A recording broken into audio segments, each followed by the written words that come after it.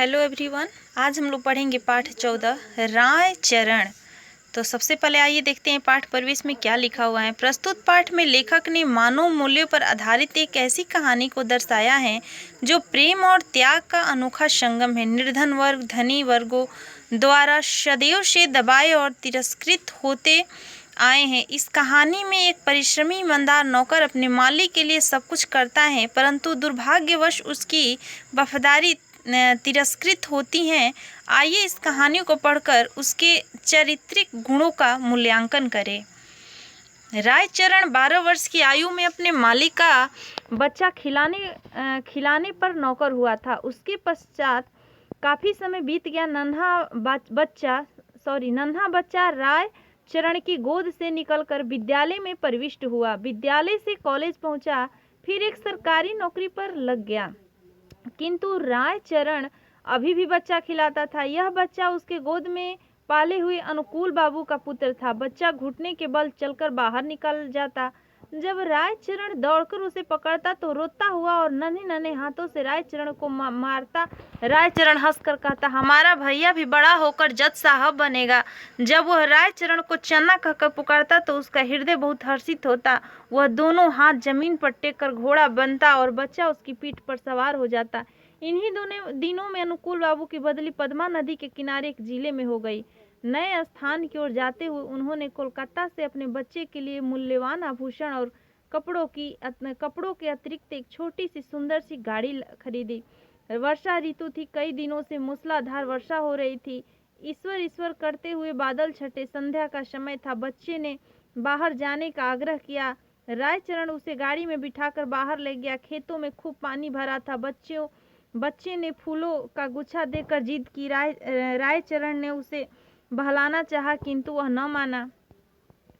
विवश रायचरण बच्चे का मन रखने के लिए घुटनों तक पानी में उतर गया और फूल तोड़ने लगा। कई स्थानों पर उसके पांव में कीचड़ में बुरी तरह धंस गए। बच्चा तनिक देर गाड़ी में मौन बैठा, फिर उसकी ध्यान लहराती हुई नदी की ओर गया। वह चुपके से गाड़ी से उतरा। पास ही एक लकड़ी पड़ी थी। वह उसे उठा ली और भयानक नदी के तट पर पहुंचकर उसकी लहरों से खेलने लगा। नदी के शोर में ऐसा मालूम होता था कि नदी की चंचल और मुंहजोर सुंदर जल परियां बच्चे को अपने साथ खेलने के लिए बुला रही हैं। रायचरण फुर लेकर वापस आया तो देखा कि गाड़ी खाली है। उसने इधर उधर देखा। उसके पांव के नीचे से जमीन निकल गई। वो पागलों की भांति चारों ओर दौड़ने लगा। वह बार बार बच्चे का नाम लेकर पुकारता, किंतु उत्तर में चना की मधुर ध्वनि न आती थी। चारों ओर अंधेरा छा गया। बच्चे की माता को चिंता होने लगी। उसने चारों ओर आदमी दौड़ाया। कुछ व्यक्ति लालटेन लेते हुए नदी किनारे खोज करते हुए पहुंचे। रायचरण उन्हें देखकर उनके पैरों पर गिर पड़ा। उन्होंने उसे प्रश्न करने आरंभ किए, किंतु वह हर प्रश्न के उत्तर में यही कहता, मुझे कुछ नहीं मालूम। यद्यपि प्रत्येक व्यक्ति की यही सहमति थी कि छोटे बच्चे को पद्मा नदी अपने आंचल में छिपा ले है, किंतु फिर भी हृदय में अनेक प्रकार की शंकाएं उत्पन्न हो रही थी।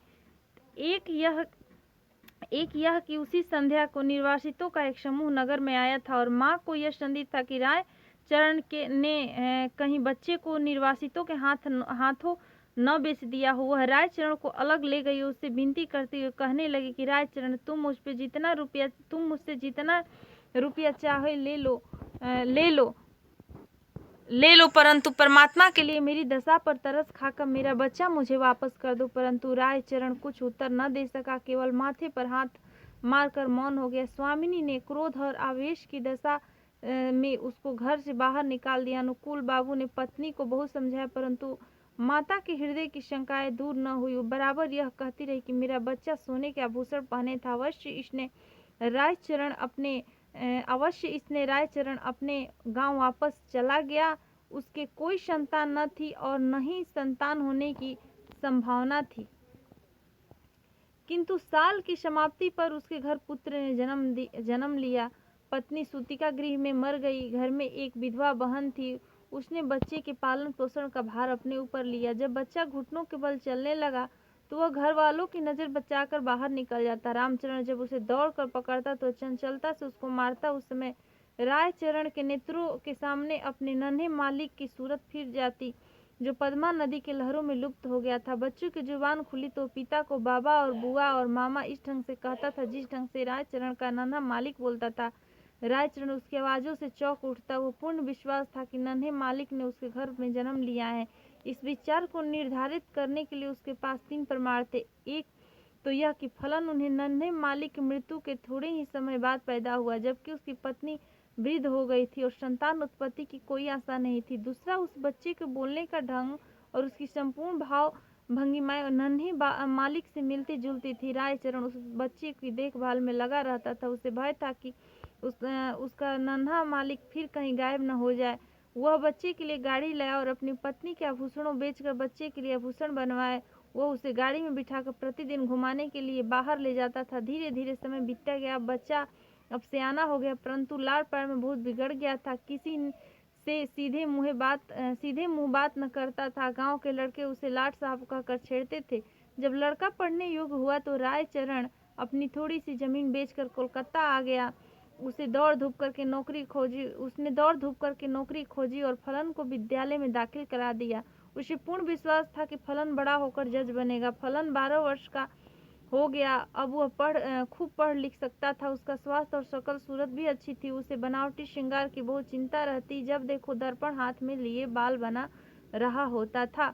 वह अपव्ययी भी बहुत था। पिता की सारी आय व्यर्थ की विलास सामग्री में व्यय कर देता। रायचरण उससे प्रेम तो पिता के भांति करता, परंतु प्राय उसका बर्ताव उस लड़के से ऐसा ही था जैसे मालिक के साथ एक नौकर का होता है। उसने फलन भी उसे पिता न समझता था। रायचरण स्वयं को फलन का पिता प्रकट न करता था। छात्रावास के विद्यार्थी रायचरण के गंवारपन का उपहास करते हुए फलन भी उन्हीं के साथ सम्मिलित हो जाता। रायचरण ने जमीन बेचकर जो कुछ रुपया प्राप्त किया था, वह